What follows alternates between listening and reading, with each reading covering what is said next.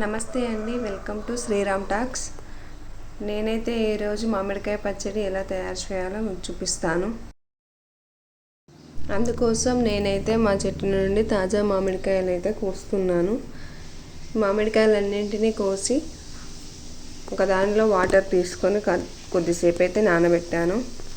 ఆ తర్వాత వాటిని పైన ఉన్న జీడిసొన పోయేంత వరకు పూర్తిగా శుభ్రంగా కడిగి ఒక పొడి గుడ్డలో వేసుకోవాలి.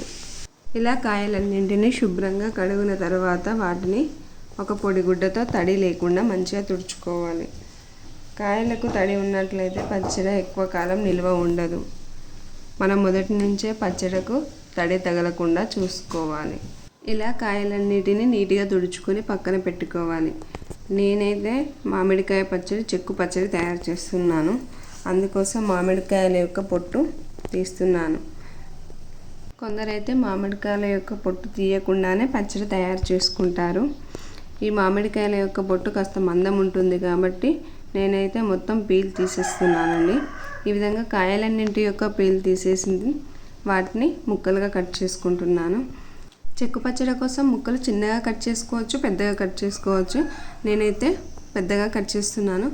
ఈ విధంగా ముక్కలన్నీ కట్ చేసుకున్న తర్వాత వాటిని వెయిట్ చేసాము. మొత్తం మామిడికాయ వక్కలు 4 కిలోల 800 గ్రాముల వరకు అయితే అయినాయి. అందుకోసం నేను 100 గ్రాముల వరకు ఆవాలు తీసుకొని మిక్సీ పట్టుకున్నాను. ఫ్రెండ్స్, మన వీడియోను మొదటిసారి చూసినట్లయితే మన ఛానల్ని సబ్స్క్రైబ్ చేయండి, అలాగే లైక్ చేయండి, షేర్ చేయండి. మన మిక్సీ పట్టిన ఆవు పొడిని తీసుకొని మామిడికాయ ముక్కల్లో కలుపుకోవాలి. అదేవిధంగా ఉప్పును కూడా యాడ్ చేసుకోవాలి. 1 కిలో మామిడికాయ ముక్కలకి 1/2 కిలో వరకు ఉప్పును తీసుకోవాలి. నేనైతే గల్లుప్పు తీసుకుంటున్నాను. 4 కిలోల 800 గ్రాముల మామిడికాయ వక్కలకి కిలో 200 గ్రాముల వరకు ఉప్పు యాడ్ చేస్తున్నాను. ఈ విధంగా ఉప్పు ఆవ పొడిని పూర్తిగా కలిసే వరకు మంచిగా కలుపుకోవాలి. ఈ ఆవకాయ పచ్చడి మా పిల్లలైతే చాలా ఇష్టంగా తింటారు. ఏం కూరలు లేనప్పుడు వేడి వేడి అన్నంలోకి ఆవకాయ పచ్చడి వేసుకొని తింటే చాలా బాగుంటుంది. ఈ విధంగా మామిడికాయ ముక్కల్ని మంచిగా కలుపుకోవాలి. నేనైతే పచ్చడి మొత్తం ఒకేసారి కాకుండా ఎప్పటికప్పుడు తినే మందం పోపు పెట్టుకుంటాను. ఈ విధంగా సంవత్సరం అంతా నిల్వ ఉండేలా ముక్కలన్నింటినీ తయారు చేసుకొని వాటిని పచ్చడి జాడిలోనికి తీసుకోవాలి. ఉప్పు కలిపిన తర్వాత చూడండి రసం ఎలా ఊరిపోయిందో. ఈ విధంగా ముక్కలన్నింటినీ పచ్చడి జాడిలోనికి తీసుకొని నిల్వ పెట్టుకుంటున్నాను.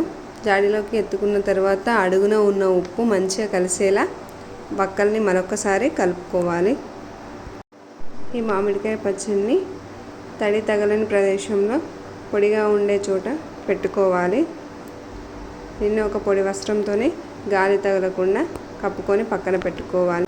ఇదంతా తయారు చేసిన తర్వాత పచ్చడి తినకుండా ఉండలేం కదా, అందుకోసం కొన్ని ముక్కలను అయితే పోపు పెడుతున్నాను. ఆ ముక్కలకు సరిపడా కారప్పొడి తీసుకొని కలుపుకోవాలి. ఈ విధంగా కారప్పొడి పూర్తిగా కలిపిన తర్వాత చిన్న ప్యాన్ పెట్టుకొని అందులోకి సరిపడా నూనె వేసుకోవాలి. నూనె కొద్దిగా వేడైన తర్వాత అందులోనికి పోపు దినుసులు, జీలకర్ర, ఆవాలు వేసుకోవాలి. ఇవి కొద్దిగా ఫ్రై అయ్యేలోపు కొన్ని వెల్లిపాయలను మిక్స్ చేసుకోవాలి.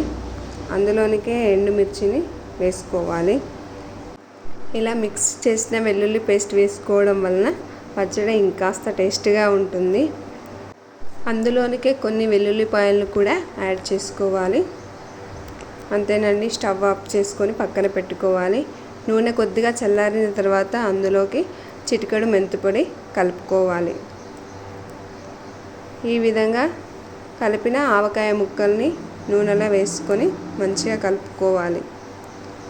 చూడండి, ఎంతో అద్భుతమైన రుచికరమైన కమ్మనైన మామిడికాయ పచ్చడి ready. Please watch my videos. Thank you for watching.